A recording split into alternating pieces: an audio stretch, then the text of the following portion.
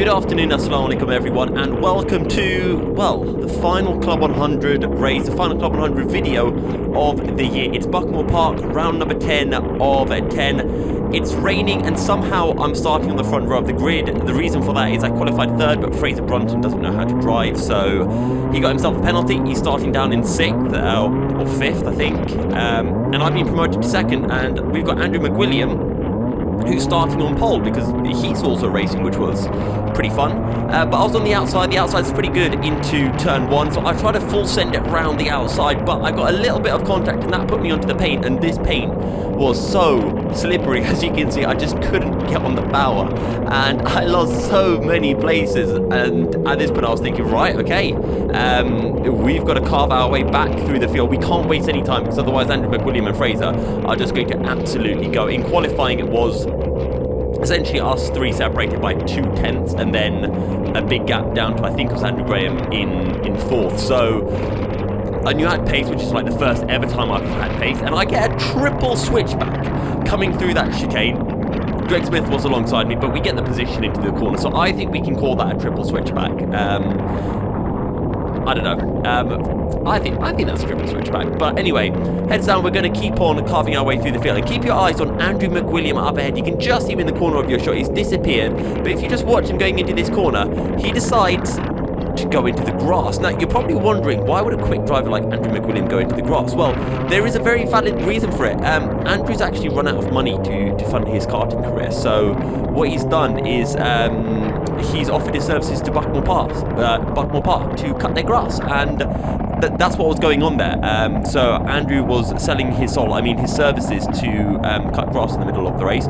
We overtake 2 people into turn 1, and now we're up into 2nd place. So we can get our heads down. It's just Fraser ahead because Andrew's busy grass cutting, and we can see what we can do. And I was kind of telling myself, if I can get my head down, put in some good laps, maybe I can stick to the back of Mr. Fraser Brunton. But to be honest, no. Fraser was on absolute fire in this race, and I couldn't get anywhere near as close to him as I got in the previous race. This is my fastest laps into turn 1, nice and late on the brakes. You want to hit that kind of first apex and then take a nice wide line through turn 2, brake a little bit off the racing line heading into the hairpin, and then you want to use that middle strip. We go a little bit wide, but it's okay. Back all the way over to the right, and then you want to brake, pointing the car again to this middle strip in the center of the circuit. That's where all the grip is. You can use a paint on corner exit. That's not too slippery. You want to fully get the first apex on the left. It's just so you can straight line this right as much as possible. Down the hill, nice and early turning in, and then just hope that the car bites. And here is a big hack. You can use that curb. It's not slippery at all and gives you a nice bit of time. And then again, using this middle strip of tarmac, going into the right at paddock. And at Garda, you kind of just want to shoot yourself in the head because it's so slow. But you keep the cart all the way to the right, open up the left as much as you can, onto the power, and then into this left-hander, full send round the outside. We turn in maybe a bit, actually not too early. We want to turn in early because that way we can straight line the right kink as much as possible, and that gives us a bit more time, stops the rear end from stepping out into that corner. But yeah, that was really it. And then at one point I realized that I need to overtake people. So this is the first driver that we've caught up to lap. Very embarrassing for him, I know. So he's ended up the inside. We get onto that nice grippy central piece of tarmac, get on the power, job done. Our first lapping overtake done. But then I realised I was lonely, and I'm single, so I thought I need to practice my snogging skills. But who could I snog in the middle of a race? Well, what about this guy who's perfectly set himself up for one? So give him a nice little Frenchie. And then we get back on our way. You know, don't stick around for too long. One night stand, one corner stand. Am I right, guys? Anyway, I don't know what I'm on. I promise I'm not doing drugs. Why would I even say that? Like, no one thought that, but now people do. It's weird. Isn't it weird, guys, how when you say that you're not doing something, people then think that you are doing something just by, like, the mention of it? But anyway, because of that incident, going into turn 1, that allowed Andy Graham to catch up, and I was getting a little bit nervous because I wanted to beat Andy Graham because the championship was on the line. Andrew had to win this race to beat me in the championship and take second. So Fraser's gone, so I kind of knew he wasn't going to win, but I knew that if I wanted to win or get second in the championship, I had to beat Andrew on circuit, right? I couldn't do it like finishing behind him. We don't quite overtake that guy in front of us into the previous corner, so we try to do it into this corner, easing on the power. We've now got a better run into this left-hander. We're going to send it around the outside, and we make the move work. So we've gained one position. Now we've got to try to gain a few more. Again, I'm trying to take that wider line. You'll see how much more time I gain on exit. Never mind, I didn't really gain that much time on exit. Didn't get the best of runs, but on the brakes, look how much time we gain. It is absolutely ludicrous, and yes, we lose a bit of time because, well, we couldn't go to the outside, but hey, it works nonetheless. Nice delay on the brakes. Those guys are taking the outside line, but the middle line is where the cool kids are at. So nice easy overtake, good job done. Gain another position, or another 2 positions, and then try to catch up to the next group of cars ahead. Also, guys, sorry, I don't know why my voiceover feels completely off today.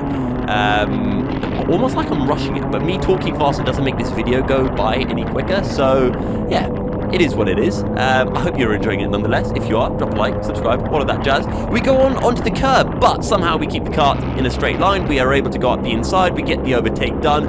Or do we? Because we got such slow exit. This guy got back past us. So now I was thinking, can we send it up the inside? No, we can't.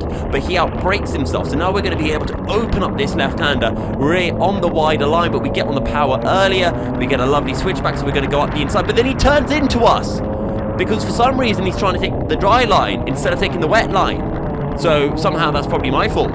And then I can't overtake him because now Andrew Graham has showed up, and Andrew's being really rude, right? He's overtaking me, and as we know, overtaking me is, you know, the greatest of sins. So I'm like, okay, I see how it is, Andrew. We're going to sit behind you for a bit. We're going to get the run coming out of hairpin 1, and now we can go on the outside into hairpin 2 and try to get the better exit, which I tried to do, but as I get on the power, I lose traction, and I lose a whole bunch of time, which is why kids don't go for silly overtakes, because you just lose time. And at this point, I just had to get my head down and think, right, I know I'm quicker than Andrew because I had pulled like 3 seconds to him before, you know, I had that little snogging incident through turn 1. So I was kind of thinking, right, as long as I get my head down, I can catch back up to him. I wasn't worried that he was going to pull away. I just needed to get my head down, not make too many mistakes. There was still about 10 minutes left in this race, so plenty of time, not only for me to catch him, but for him to make a potential mistake. And overtaking the wet is usually quite difficult. You only do it if someone makes a mistake, because as soon as you go off the racing line, you've got no grip whatsoever, and you tend to be taking a longer run through corners as well sometimes. But we gain a lot onto Andrew going into turn 1. He gains on us coming out. But I'm a big believer in the wet of going fast in and then sorting out the car, because I think there's so much time to be found in the wet by being greedy on the brakes and just being confident, and then getting on the power on exit. If you're good enough, you'll get the traction, kind of thing. So that's how I've kind of tried to improve in the wet, not by going slow in, fast out, but just by trying to go in as hot as I can and then sorting the kart out, which I think has helped me improve a lot. We take that nice little hack line through the left of using that red paint, which, well, it doesn't really do anything noticeable that time around, but we are catching back up to Mr. Graham as he has got himself into a little bit of a back marker spot as he goes a little bit wide, and I try to get on the power. You can see me just fiddling with the throttle with my right foot. I can't quite get the drive, and through the left I give him a bit too much space.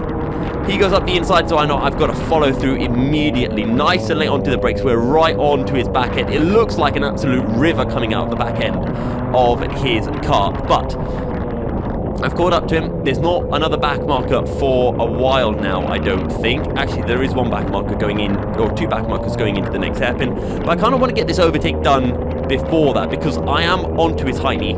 So, hiney? Do you say hiney? Hiney. His rear hiney? I think it's hiney. Anyway, I was having confidence, and I got a good run, and I thought, do we send it? Yes, we're going to send it up the inside. We go sideways right to the white line, and we get the kart stopped. So we went a little bit sideways through the right-hander, and that was all the invitation that I needed to get that overtake done. And then I thought, right, we can't mess anything up now. We've got to get our heads down. We've just got to put in the laps and pull out the gap to Andrew behind us. We're back up into second, which means that we're going to take the championship, or second in the championship. I need to stop saying the championship. Jack O'Neill had already won the championship with a round to spare, absolutely dominated it. So unfortunately second is going to be the best that I can do in the championship this season, which isn't too bad. I mean, I beat Fraser in the championship, right? We won't talk about the fact that Fraser only did half the rounds. But yeah, to be fair, it has been a really, really good championship. I've learned a lot from racing with Jack and Fraser, and to be honest, even just sitting behind them. So I'm very glad that I did SP60 instead of sprints, because I do feel a lot quicker as a result of it. And I think if I did another or if I went to the SP60 championship again, like going back, I think I could fight Jack for the title, or maybe not beat him, but give him more of a run for his money, make him a little bit more worried.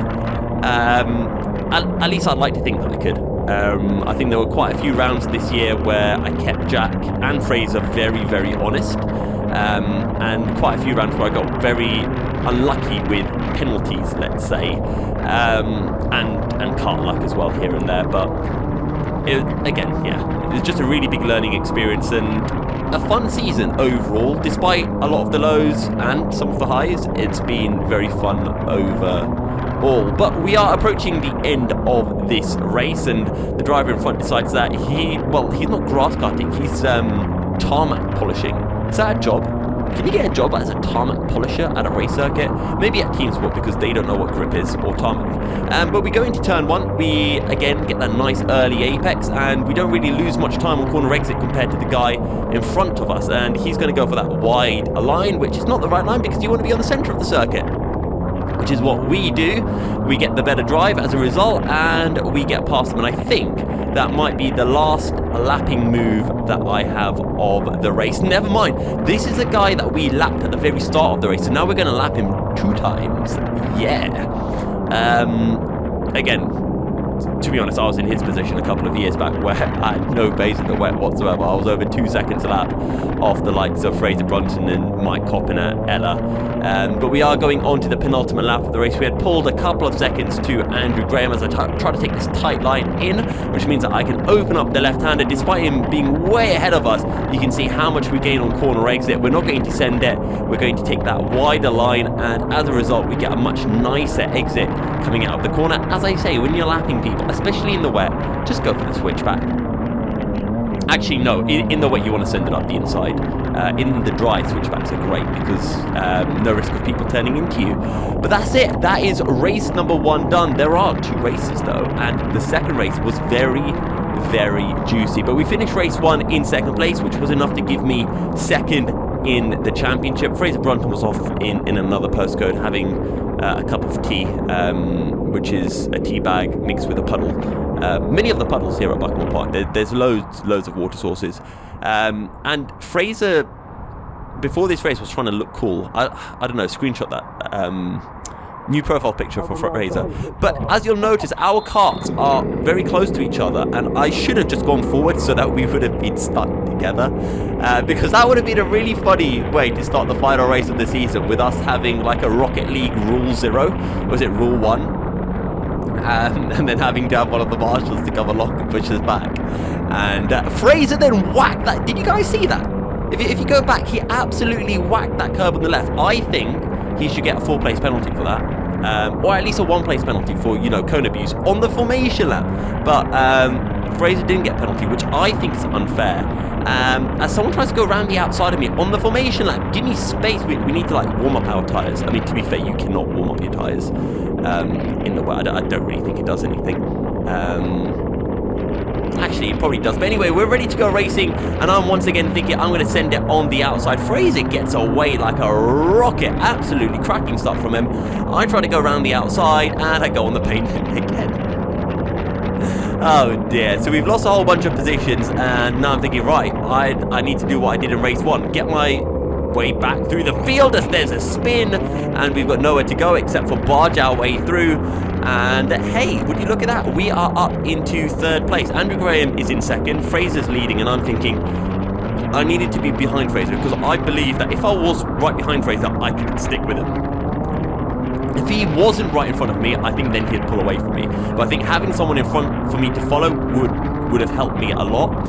And then a couple of laps later, we go into this right-hander, and then all of a sudden, you'll notice the flashing red because there is a red flag out on circuit, which is the first red flag that I've had all season. The last red flag that I've been in was when I caused the red flag because I went out of my car.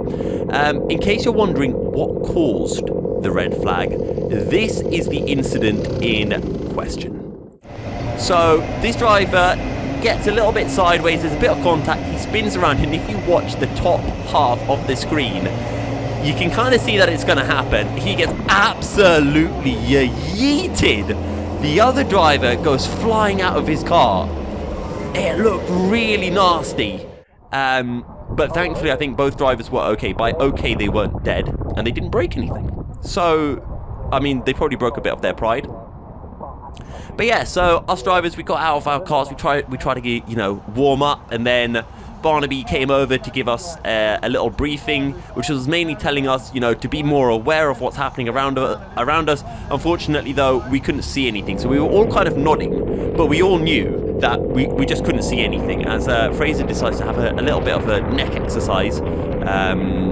He's practicing because he's going to be so worried that I'm behind him. He's got to constantly turn his neck around, so he's just loosening those neck muscles so that he can, he doesn't pull a muscle when he's looking behind him in the race. But we're back to our original starting positions, which was very good for me because now I'm starting in second instead of third, and it's single file for this race start. So it's the perfect news. That red flag was great news for me because I'm back on to the tail of Fraser. And in case you're thinking you can barely see anything, this is pretty much what our vision was like in our helmets. I tried to take the wide line because that's where the grip is, but I forgot that we're starting from low speed. So the inside line is fine, and as a result, I get massively gapped by Fraser. The race length has been shortened from 29 whatever laps, from 30 minutes to 20 minutes. So it's a shorter race, which means less time for me to figure things out, and I need to get a move on to try to hunt Fraser down quicker. But yeah, as you can see, the visibility was poor. I could barely see anything. It only got a bit better when I was able to wipe my visor, but Buckmore Park is a circuit where you've got so many corners, you've got very little time to actually try to clean your visor because you're always working the wheel. And actually going down into this right-hander, I couldn't see where the red paint started, which was really bad because you don't want to get on the paint early. You need to get onto the paint at just the right point. And I genuinely could not see the paint until I was on it, which was making that corner a lot more difficult, and I was essentially having to go in that corner on memory and think, okay, I should have like another 20 centimeters before I get to the edge of the circuit. It's almost like, when you go to the swimming pool and you're swimming on your back, but you don't know if you've got to the end of like the pool until your head hits the end of the pool. But we're on to lap 10 now. I don't know why I'm showing lap 10 because you can barely see anything. I think the reason for this is because you can just about see Fraser. He's gone in the distance. He's pulled about maybe 3 seconds clear in these 10 laps, so he's pulling by about 3/10 a lap, and I was thinking, you've got to be joking. But at this point, I started telling myself, just push, right? I've got nothing to lose. I've got second in the championship.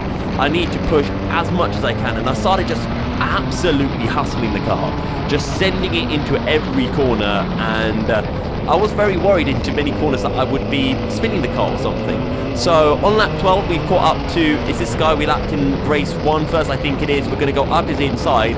I think that's into hairpin 1. It is indeed into hairpin 1.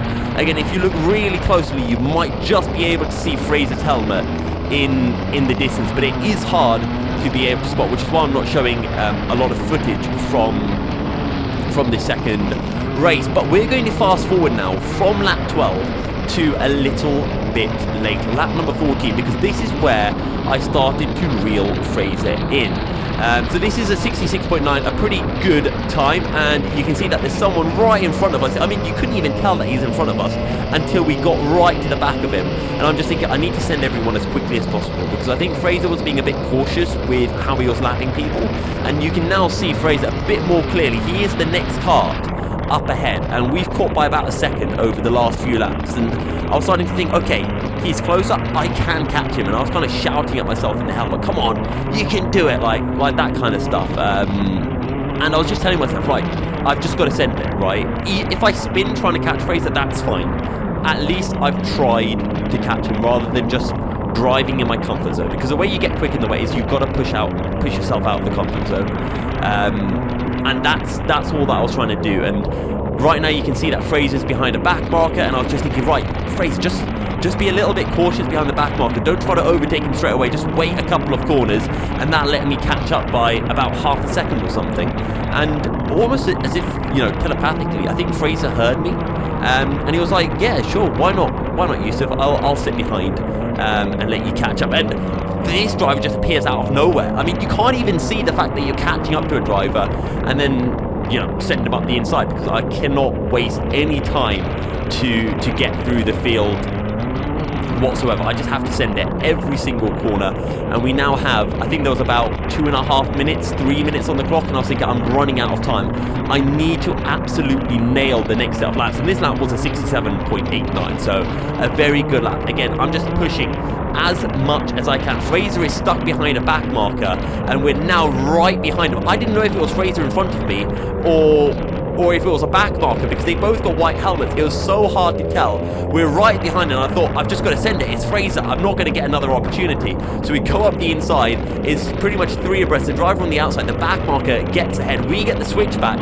We're going to get the drive, and at this point, I was absolutely ecstatic in my helmet. I was thinking, there is no way I've just overtaken Fraser in the wet. There's no way I'm leading a karting race in the wet against Fraser. So all I was thinking was, I've got to keep on pushing, because if I try to drive comfortably, Fraser's going to catch me. And I knew that the back marker was between me and Fraser for a couple of corners, so I just had to send it. I just had to give it absolutely everything. There's another back marker on the right, so we're going to send it up the inside. You can just about see that we've gone up his inside, and we get an okay drive. So from here, I just needed to make sure I didn't make any mistakes, but you can hear the wheel spin through the left. I drifted out too wide through the left into this right. Again, I couldn't tell where the edge of the circuit was, and I don't get over the red paint, which means that I compromise myself going down the hill, and I'm just dropping time because I'm just getting nervous. My throttle pedal's just getting a bit heavier, or my foot's getting a bit heavier as I get onto the power, and I'm just thinking, I'm messing this up. I'm messing up every corner. Fraser's going to be right there. I had a look over my shoulder. I could see that he was a few car lengths behind, and I was thinking, oh god, it's got to come down to the last lap of the race. I had a little grin on my face, but I was also really nervous because I was loving this race, but this was sketchy, because if I could win in the wet, this would hands down be my best Club 100 race. We go out really wide, we touch the red paint, but critically we keep it on the circuit, so I would have lost some time coming out of that corner.